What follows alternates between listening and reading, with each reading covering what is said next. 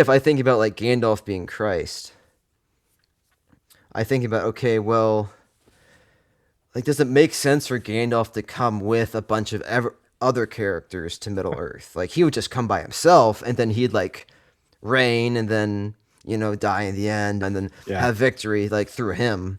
Would be more or less like how the victory is played out. Something like calling a character like Christ or like God does put kind of a caveat, I guess, into what you're writing, and I guess in a sense you got to make sure that like the character then that you're writing is going to be like the character, like how God is from Scripture. Yeah. And then how is that going to affect the rest of your story that you want to write? I guess some of the thoughts that came to my mind, especially when I looked at it's like the one interview that you did with the Chosen Ones cast Hmm. in crew, and like thinking about Narnia and LTR as well.